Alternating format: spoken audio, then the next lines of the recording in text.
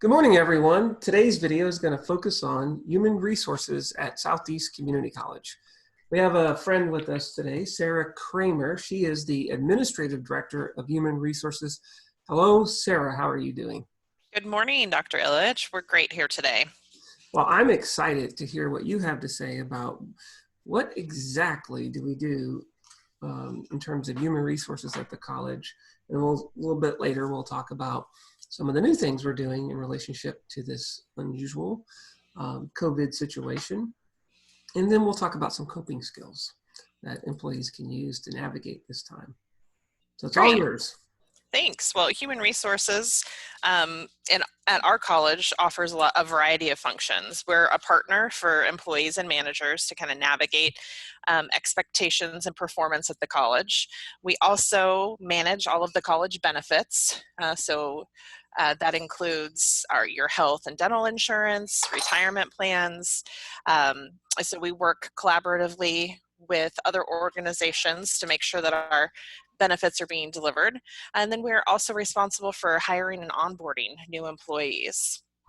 And those are just three of our kind of major functions that happen on a regular basis in our department.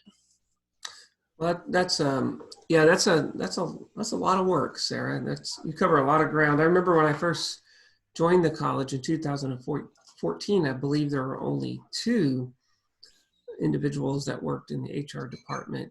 And now I think you have 5 or 6. Is that correct? Yeah, we're up to a team of 5. So we have 2 specialty areas. Jolene Stutzman is our benefits specialist. So she is the team member that works with employees on benefits and onboarding. And then we also have another position which Kim Shirk holds, and she focuses on professional development and a huge project in our area of policy and procedure management college-wide. Is it just me, or do you agree with me that you have some of the most wonderful, nicest people in the HR department, which is me included, right? Absolutely, of course. No, we've got a great team between, you mentioned that the 2 folks that were on the HR team when you started was our Vice President, Bruce Tangeman, who we are lucky to have him in leadership of our department, and Jill Gurney, who brings such a wealth of institutional knowledge to our department in our processes and procedures. So yeah, our team is really well-rounded, and we're lucky to have some great folks. So do you remember when you were in school and you were having a bad day, there was always someone like the counselor or someone you could go talk to? I think what's so great about HR is you've got such welcoming people and very confidential.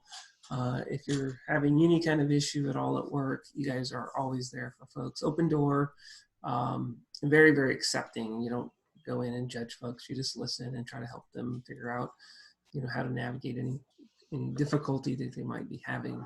Is that correct? Yeah, that's one of the primary tenets of human resources across any organization is human resources as partners for both employees and managers. So managers can come and vent a little bit, talk about issues or how they're going to motivate or reach their goals, and employees have the same ability to come and talk with us about a variety of different issues. Personal lives don't stop all the time at the door. And so Human Resources is a confidential resource for employees to come and talk through how they're going to take steps to really separate the personal issues so they can really focus on their performance at work. And that is a lot of work that we do. And I don't know if you're aware of this, but we have this goal at the college called Goal 9.6. Have you heard of that? Yes, a time or two. I'm being silly, of course. We talk about that constant. It's a huge part of our culture. But there is a particular word in 9.6, and that word is transparency. And we've defined it at the college as accurate communication of information that's interpreted as intended. And it seems like when there are times when you ask me to be involved in maybe something you're working on, often it seems like it's that particular term that comes up that someone will communicate and not realize that the person on the receiving end interpreted in a different way than they were thinking it would have been interpreted. Can you talk about that a little bit? Yeah, I've actually just read something earlier this morning that talked about communication, and we focus on transparent communication. But also we need to remember that as the folks communicating, you have to make sure that not only that you're communicating your message, but the comprehension is there for the employees. And so sometimes that is one of the roadblocks between managers and employees, is that those communication styles may not hit their intended message. And so it's really refocusing both employees and managers on trying different communication methods to make sure that comprehension piece is really there. Not much different than what our faculty do every day in the classroom, trying different techniques to make sure that students are understanding the information they're learning. I think one of the most simplistic ways to handle that, Sarah, let's say I was communicating with you and I was asking you about an email or something you had sent me. The easiest way to handle that would be, so Sarah, I just want to make sure you understood what I was saying. Could you tell me your interpretation? And then you would say that. Or hopefully you've created an environment where you feel comfortable enough to be able to say, Dr. Illich, I just want to make sure I understand what you just said to me. And then you repeat it back. And then if it's not what I thought, then I know it. You're just being assertive and appropriate. And then we move on. Yeah, those are two techniques that we coach often. Yeah, I know you guys do a wonderful job with that. Tell us about the transition with this unique situation where it's given us a great opportunity to be resilient and to create and discover. That's the wonderful thing about adversity. It really, you don't often get that opportunity to really push yourself. So what have you guys been doing to push yourselves?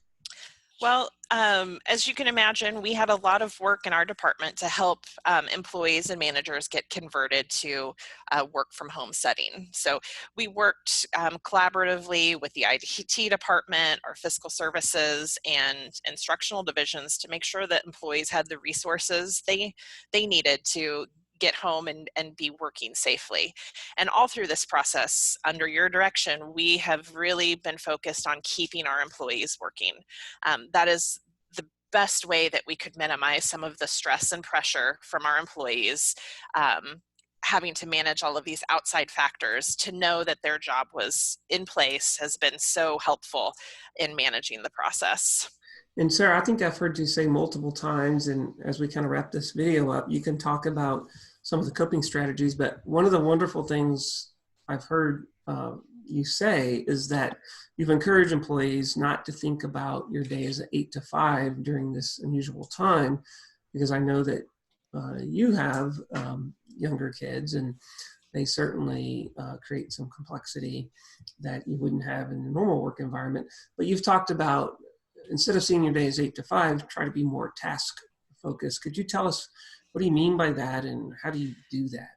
Yeah, we're really challenging employees and managers to really focus on a terminology called project-based management. So to really think about an employee's work as a project or a task that needs to be completed, and is the work being done, versus is the employee in front of and available via Zoom between 8 and 5.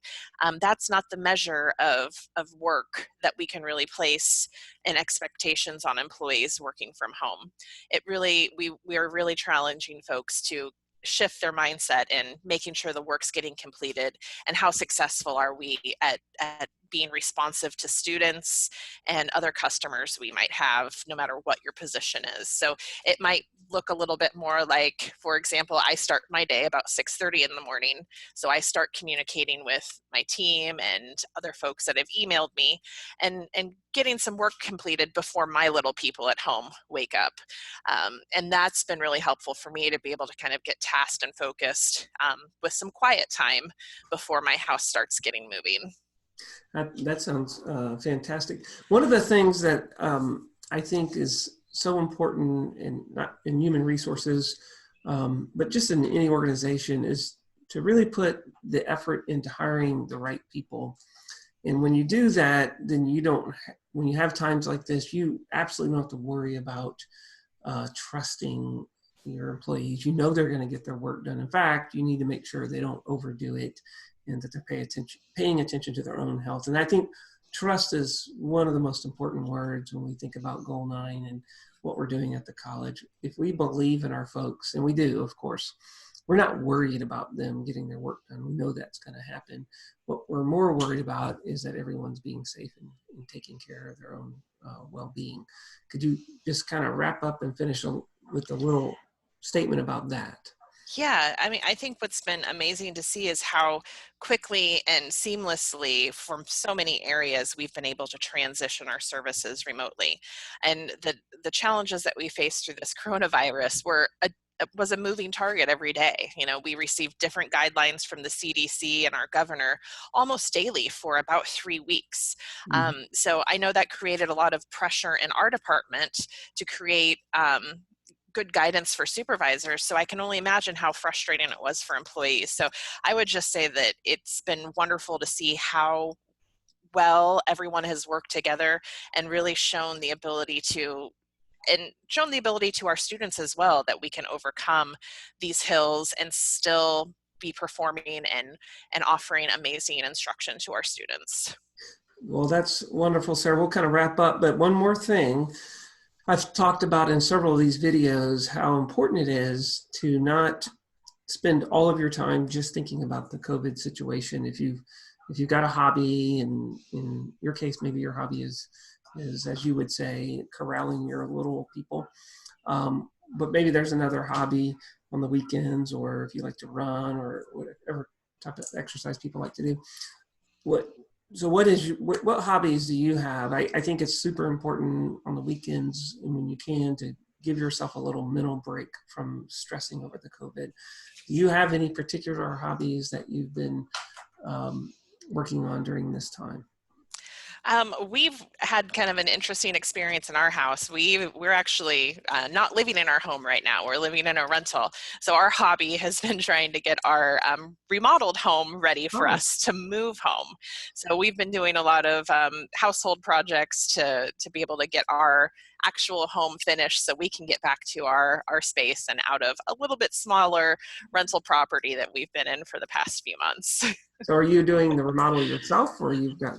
Some of the pieces my husband wanted to take on ourselves. So, and I say my husband, not me. So we've Sure. had a few projects to accomplish over the weekends to make sure that we can get moved in. Perfect. You say that in a very careful way. I've done a number of remodels, and it can be challenging on the family milieu, let's just say. All right, Sarah, you've been fantastic. Anything else before we wrap up? No, just have a great week, and thanks for the opportunity to share with the college what we've been up to. All right, thank you. Everybody have a good morning. Take care. Bye.